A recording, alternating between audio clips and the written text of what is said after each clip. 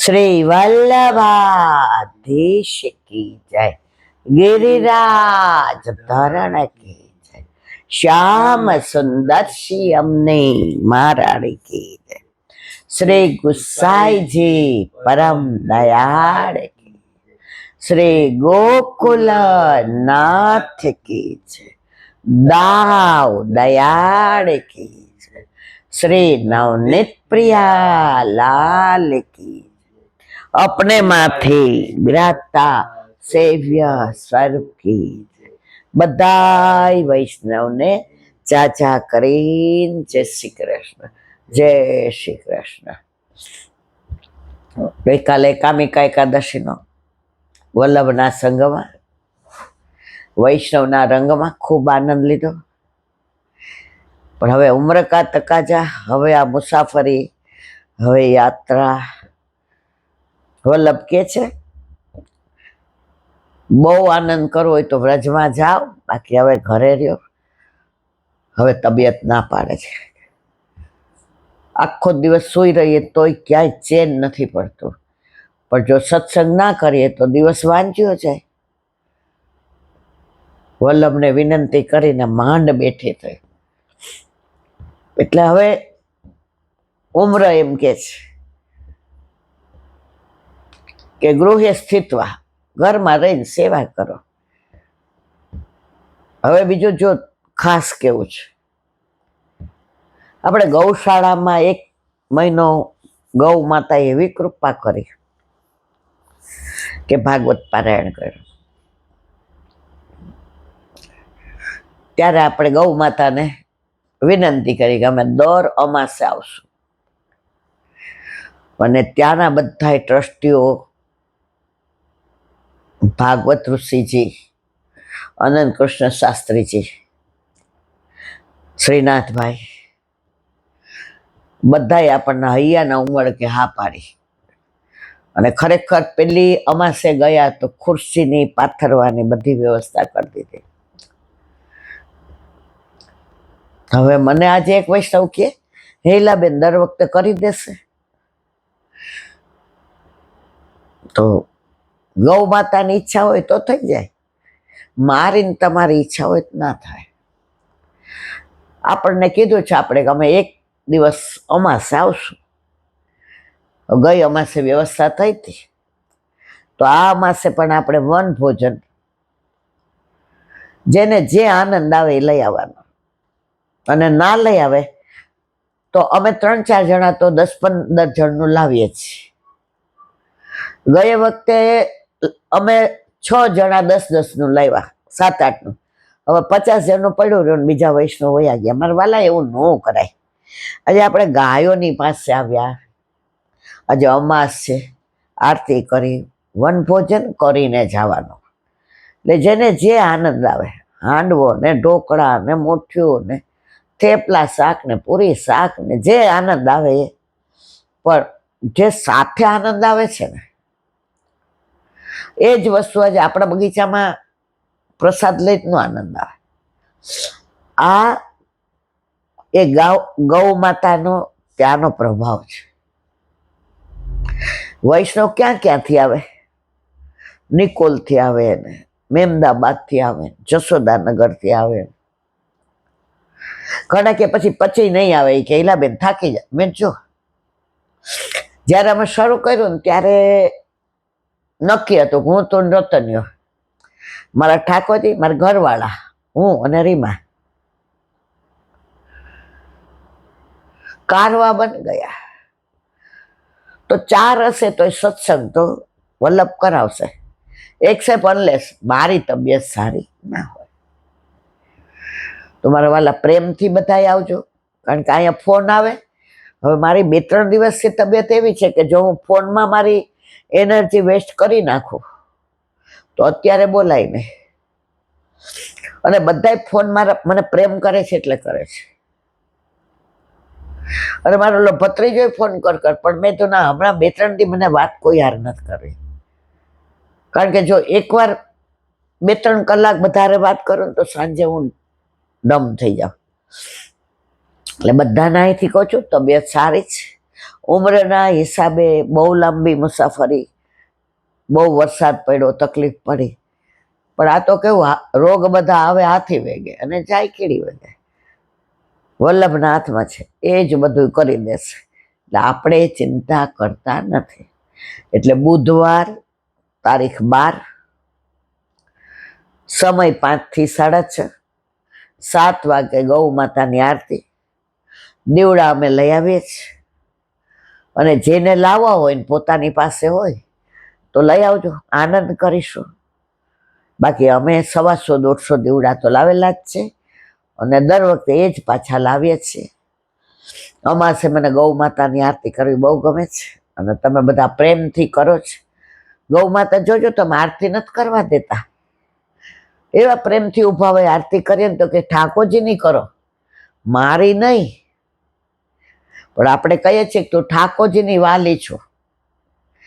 વાલાના વાલા અતિ વાલા લાગે. આપણે જેને પ્રેમ કરતા હોય ને, એનો ભય બંધાયો હોય ને, તોય આપણે એને ઘરે આવે એટલે ચા પાણી ને નાસ્તો ને એના કરતા આને હાચવીએ કે આપણને એના સમાચાર બધાય આપે. એમ ગૌ માતા આપણને ઠાકોરજીની બધી વાતો કરે છે. ગાય માતાને જોઈએ એટલે ઘણી બધી વાતો યાદ આવે. વ્રજે યાદ આવે, બિહારી વન યાદ આવે, બચવન યાદ આવે. પછી ઓલા ભાઈએ ક્યાં ગૌદાન કર્યું હતું? નંદગાંવમાં. નંદગાંવ યાદ આવે. એક જણ કે આટલા થાકી ગયા, હવે ઈલાબેન, મેં તો વ્રત તમારું ઘર છે, મારા ઘરે મને થાક ન લાગે. અને વ્રત તો ખરેખર આપણને એવું જ લાગે. આમ બહાર નીકળીએ, ગિરાજ બાબાના દર્શન થાય ને, યમુનાજીના પાન થાય ને, વલ્લભના દર્શન થાય ને, વૈષ્ણવના થાય, એટલે વ્રત તો આપણું ઘર છે. તો બુધવારે અમાસ તારીખ 12, 5 થી 6:30, જેને પણ અનુકૂળ. જો આ જાહેર છે, આ ઈલાબેનનું નથી. આ વખતે થોડી વધુ ખુરશીની વ્યવસ્થાનું કીધું છે, કારણ કે ગઈ વખતે જેનાથી નહોતું બેસાતો એ બિચારા પગ લાંબા.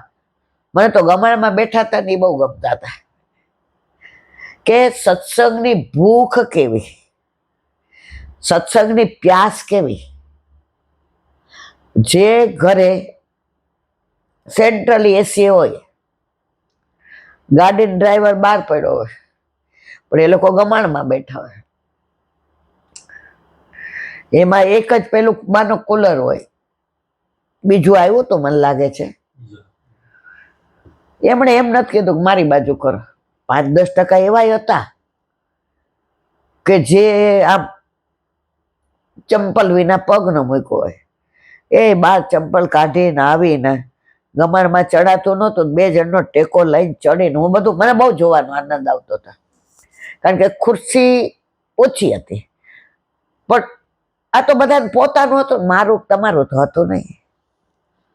બધાય પોતપોતાની રીતે મેનેજ કરી લીધું હતું. આ લીલી પરિક્રમામાં આવું જ થાય. મનોરથ હોય, આટલા બધાની ગીરદી હવની રીતે બધું મેનેજ કરી લે. પ્રસાદ લેવા આવે, જુએ ગીરદી છે, થોડી વાર બધા એવા ધોળ ગાય કાઠિયાવાડી લોકો તો તમે જુઓ તો, સજની મારે શ્યામને મળવા જાવું છે. આડો ઊભો છે, પેલો ઊભો છે કાનુડો, તો મળવા તારે કોને જવું છે? અને પછી જે ગાતા હોય, આજનો ચાંદલિયો મને લાગે ખૂબ વા, કઈ દો સૂરજને કે ઉગે નહીં થા. ભલે પિક્ચરનો છે, પણ હું તો મારા પ્રભુના હાથમાં લઉં કે 6 મહિનાની રાત્રિ કરી ત્યારે ગોપીઓ કે છે, સૂર્યનારાયણ હવે આવવાની જરાય ઉતાવળ ન કરતા. આ ચાંદલિયો એટલે ચંદ્ર મને બહુ વાલો લાગે છે. આ ચાંદલિયો છે ત્યાં સુધી પ્રભુ અમને રાસમાંથી છોડીને જવાના નથી. તમે ઉતાવળ કરશો એટલે ચંદ્રને જવું પડે. બે સાથે તો રહી ના શકો. એટલે હશે પિક્ચરનું, મને ખબર નથી શેનું છે, પણ વચ્ચે મેં સાંભળ્યું હતું, મને બહુ જ ગમ્યું. આજનો ચાંદલિયો મને લાગે ખૂબ વાલો, કહી દો સૂરજને કે ઉગે નહીં ઠાલો. ઠાલો એટલે નકામો, ઉગે નહીં. બધામાં લગભગ જો કાઠિયાવાડી જ ભાષા હોય. તો ગૌશાળા એ આપણો પ્રાણ, ગૌધન એ આપણું ધન, ગૌબર, ગૌમૂત્ર, દૂધ, ગોરસ, ઘી એ આપણી ઔષધિ, અને ગૌ માતા આખા 33 કરોડ દેવતા. આપણે લોકો ચંપારણમાં કેટલી સફેદ ગાયો, આપણે આમ નજર ન પહોંચે એટલી જ. હજી તો એક ધણ જાય ત્યાં બીજું આવે, બીજું જાય ત્યાં ત્રીજું આવે. આમ પરાણે નીચે ઉતરીને વાલ કરવાનું માન થાય. આટલી સરસ ગાયો ક્યાંય જોઈ નથી. પણ જો ગાયોની સાથે સત્સંગ કરો ને, એક જીવનનો અમૂલ્ય લાવો છે. વ્યક્તિઓના મનમાં સારા ખોટા વિચાર આવે, પણ ગાયોમાં તો પ્રભુના જ વાસ હોય, અને આપણે પ્રભુની વાતો કરતી હોય, ભલે એ આપણાથી દૂર બાર હોય, પણ તમારે કહેજો એ કાન તો એ ના બાજુ જોઈએ. પહેલા દિવસે આપણે માઇક નહોતા લઈ ગયા, કારણ કે આપણે કાંઈ આ પ્રોફેશનલ કોમર્શિયલ તો હતું નહીં. ના, મને એક ભાઈ કીધું હતું, એ કે બધું માઇકનું ને હું વ્યવસ્થા કરી દઉં, મારે કાંઈ જોયું. મેં કીધું ભાઈ, પણ આપણે ક્યાં સ્ટેજ પ્રોગ્રામ કરવો છે? આપણો આ પ્રોગ્રામ ઘરનો છે, ઘરમાં માઇકની જરૂર નહીં. ગૌશાળા જ્યારે ઘરમાં હોય ને, ખીરક, જો ખીરક ઘરમાં જ હોય, સ્ટેજ બહાર હોય, તો આમાં તો ખીરકમાં કરો છો. મને કે ના, તમારે ગળો બહુ ખેંચાય છે. મેં કીધું માઇક ગળી ગઈ છે, એટલે માઇક ફિટ કરવાની જરૂર નથી. પણ લોકોએ મને બહુ પ્રેમ આપ્યો, ફોન કરીને કહ્યું એટલે બેન માઇકની ને લાઇટની ને બધી વ્યવસ્થા હું કરી દઉં, અને કેટરિંગનું. મેં કીધું મારા વાલા, આ તો સમૂહનું નથી, ઘરનું છે. ઘરના હપ્પીને કરીએ જ ના, આનંદ આવે છે. એટલે આપણે બધા સાથે બુધવાર 12 તારીખ અમાસને દિવસે 5 થી 6:30 ભાગવત પારાયણ, ત્યાંથી ને આરતી કરીશું ગૌ માતાની, અને પછી વનભોજન કરી અને પાછા આવતી અમાસની રાહ જોઈને છૂટા પડીશું. એટલે આ બધા ફોન કરે કે એમ થાય કે એલા બેન વાત નથી. ના મારા વાલા, એવું નથી. ઘણીવાર તબિયતના હિસાબે ફોન ટૂંકાવતી હોય, અને ઘણીવાર ઘણા એવો ફોન લંબાવતા હોય કે મને એમ થાય કે મને શું પૂછવા માંગે છે એ જ ખબર નથી પડતી. એટલે આ બધું મેં તમને જણાવી દીધું.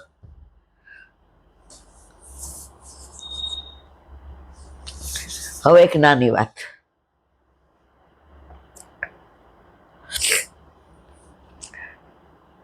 સિત્તેર માણસનો સંઘ ઉપડો યાત્રાએ, એટલે અન્ય માર્ગીઓ બધા રામ નહીં માને, માતા નહીં માને, મહાદેવ નહીં માને, કૃષ્ણ નહીં માને ને બધાને માને. એટલે ભેગા થયા એટલે બધાએ પૂછ્યું, એ કે આપણે જાત્રા તો કરવી છે, પણ કઈ યાત્રા કરવી? જો જે બધામાં માનતા હોય ને,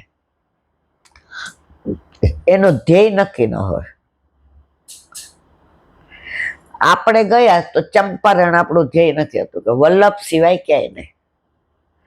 જગન્નાથપુરી આપણો ઠાકોરજી છે, અને ગંગાસાગર આપણા વલ્લભના બેઠક છે. કલકત્તામાં આપણે બીજે ક્યાંય ગયા જ નથી. વલ્લભને મળ્યા પછી કોને મળવાનું બાકી રહે? વ્રજમાં જઈએ તો જ્યાં જઈએ ત્યાં ફેબ્રુઆરીમાં ગયા ને તો 2-3 દીકરીઓ આવી હતી. એ કેલા જ્યાં જાય ને લાંટીએ લખ્યું સાક્ષી ગોપાલ ગિરાજ બાવા. મેં તો આપણે કેવા નસીબદાર છે કે ઠાકોરજીએ સહસ્ત્ર ભુજાએ અન્નકૂટ આરોગ્ય. તો અત્યારે આપણને પ્રતીતિ કરાવે છે કે જો હું સહસ્ત્ર જગ્યાએ બિરાજું છું. રાજી થઈ ગઈ. મને કે સાક્ષી, મેં કીધું આ સાક્ષી પૂરે કે ઠાકોરજી નિકુંજમાં હોય, વનમાં હોય, કુંજમાં હોય, પરિકરમાં હોય, રાસમાં હોય, કમળની પાખડી ઉપર બિરાજતા હોય. અને આપણે જઈએ ને ત્યારે સાક્ષી ગોપાલ સાક્ષી આપે. મારા વાલા અહીંયા જ હોય છે, ક્યાંય જાતા નથી. તો આ 70 જણા ભેગા થયા એટલે બધે નેતા તો હોય જ. આ નેતાએ તો ભારે કરી છે. હમણાં એક જગ્યાએ પાઠ હતા. હવે આપણે જાહેર કર્યું છે કે મને તો આ બધામાં કેવું નહીં. એટલે તો એક બેન આવ્યા આપણા ઘરે. એ કે આ પ્રસાદ રાખો ને. મેં કીધું કેમ? મને કે મારે ઘણો છે. મેં કીધું તમે રાખો. મેં કીધું શેના પાઠ હતા? એ કે સાસુ પહોંચી ગયા હતા ને એની પાછળ. મેં શું? એ કે એને ના પાડી છે કે એવું પાછળનું કહેતા નહીં. બહુ પરિસ્થિતિ અત્યારે બગડેલી. જો કે હવે બહુ ઓછા થઈ ગયા પાઠ. હવે લગભગ સમજી ગયા બધા કે પાઠ ઘરે કરાય અને સત્સંગ સમૂહમાં કરાય. એમાં ઘણાને આપણે ના ગમીએ, આકરાઈ લાગે, પણ વલ્લભના સિદ્ધાંતો તો બોલીશ ને બોલીશ જ. તો મેં કીધું આ પ્રસાદ લઈ લ્યો. મને કે મેં તો આ પાછળનું તમારે મારા ઘરે આવવાનું જ નહીં. મને કે એવું ન હોય. હું તો મેં જો તમે બધા જાઓ છો, તમે જ્યાં જાઓ ત્યાં મારી ના જ નથી. મારાથી ના પડે. હું મારા ઘરમાં મારું નથી હાલતું તો બહાર મારું હાલે. પણ તમે મને નહીં દેવાનું. એ કે અમે તમને કેવો પ્રેમ કરીએ. મેં કીધું પ્રેમમાં દેવા હોય. મેં બેન આ લઈ લ્યો. મને કે એક પેડો તો ખાઓ, 11. મેં જો તમે મારાથી 2-3 વર્ષ મોટા હશો મારા વાલા, આ પાછળનું નામ આવે ને અને પાઠનું તમે જય શ્રી કૃષ્ણ કરો મને. પછી મેં કીધું તમારે ચા પીવી છે? મસ્ત બનાવું છું. મારી બહુ ટાઈમમાં છે એટલે ગઈ છે બહાર. મને કે તમારા મનની વાત કરી. મેં તમારું ઘર છે મારા વાલા, મને કહી દેવાય. મને કે તમે પી લીધી? મેં તો મને ચા બનાવવામાં કાંઈ તકલીફ ન પડે. ભલે મારી તબિયત ગમે હોય, ચા બનાવી, હિંચકે બેસીને પીધી. આદુ ને પેલું મરી ને તજ ને લવિંગ ઇલાયચી. કારણ કે બિચારા રાજી થઈ ગયા. મને કે સાચું કહું ઈલાબેન, તમારી મોઢે એકે શબ્દ ખોટો. હું છે ને બહારનું ખાતી નથી, પીતી નથી. મારે ચા પીવી હતી. અને હજી અહીંથી બસ મળશે ને ત્યારે હું જઈશ. એટલે તમારા ઘરે તો મેં કીધું તમારે હવે ગમે ત્યારે આવો ને, કહી જ દેવાનું. મેં કીધું જો આ પેલા રાજગરા લોટના થેપલાય છે, ચાની યાર ખાવા જ તમે? એ કે મારા વાલા કાંઈ હા, મને આ ચા મળી ગઈ ને મેં તો આખો કપ ભરીને પીવો. એ જે હાશ કરી ત્યારે મને એમ થયું કે પ્રભુ માગીને કેવી રીતે આરોગે. પછી કે પ્રસાદ દેવાનો કોઈ ઈરાદો નહોતો, પણ મેં બહારનું કાઢ્યું હતું. મારે બહારનું પાણી પીતી નથી. અને ઠાકોરજી કૈલાબેન 20 વર્ષથી નિભાવે છે. મેં તમારે જ્યારે આ બાજુ આવો તો નહીં, હું ન હોઉં તોય મારી વહુનું મેં તૃપ્તિને કહી દીધું. નામ ન દેવાય, બધા એમને ઓળખે. માસી આવે ને તારે આગ્રહ કરીને ચા બનાવી. એ મારે 2 બસ કરવી પડે, એક મારે અહીંથી બદલાવી પડે. મેં જ્યારે આવો ને ત્યાં ચા પી દેવાનો. મને કે હવે હું ક્યાંય કશું લઈશ નહીં. મેં તો આ તમે લાણી લ્યો. પછી ઘરમાં કાંઈ હોય શું કે ફલાણા વાળાની લાણી ક્યાં ગઈ? મેં મારા વાળા સુધી કોની આવી? મને કે કેટલી વાર તમે કીધું છે, આજથી બંધ. મેં તો બસ ચલો આપણે નિમી 11 તો 70 જણા, એટલે એક જણ કે ચલો પેલા અયોધ્યા જઈએ, બીજો કે ના ભાઈ ના પેલા બદ્રીનાથ જઈએ, ત્રીજો કે કામ કરીએ વૃંદાવન થઈને જઈએ, એટલે ચોથો કે જગન્નાથપુરી છે. પેલા છે ને યાત્રા ચાલી ન થતી. આપણી જેમાં પ્લેનમાં ને આ બધું ટિકિટ બુક ને 3 સ્ટાર હોટેલ, એટલે બધાએ પોતાની પાસે મૂડી હોય, બધું લીધું હતું. એટલે એક વ્યવહારુ પટેલ કાકા હતા, એને કીધું આમ ન કરાય. આપણે જે યાત્રાએ જઈએ હોય 4 ધામ, એને મળાય, એને રસ્તો પૂછાય. આ તો આપણે માનો કે આ જગન્નાથપુરી જઈએ અને ત્યાંથી ને એ કે ઓલું રંગનાથજી રહી જાય અને પાછા બદ્રીનાથ જાય તો પાછા રંગનાથ જવાય. બધા કે મલા કાકા તમારી વાત સાચી. તો કે કોણ ગયું છે? એટલે એક ભાઈ કીધું મારા મામા જઈ આવ્યા છે. એ કે ક્યાં રહે છે? એ કે અહીંથી 2.5 ગાંવ દૂર છે. એ કે હાલો. હવે પેલા તો હાલી ને એટલે ગયા. એટલે મામાએ કીધું કહો 2-4 જણા હોય તો કેટલા જણા? 70. મામી કે ભલે. પેલા છે ને અતિથિ દેવો ભવ હતું. 2 હોય 5 હોય 25 હોય. પેલા તો રોટલા શાક ચૂલા ઉપર અને દળી નાખ્યું. કઈ ઘંટીની રાહ જોવાની જરૂર ના. ખેતરમાંથી લાવ્યા રીંગણ બટાકા, ગાય દોઈ ના દૂધ તાંડી વેહો બધા. અને ગામમાં હંપ હતો, અમે જોયેલો છે. ખબર પડે કે આ 70 જણાનું વગર ઓળખાણ વાળા આવ્યા છે ગામ, બધા આવી જાય. અમે રોટલા કર્યા છે, અમે આ કર્યું. 70 જણા જમ્યા.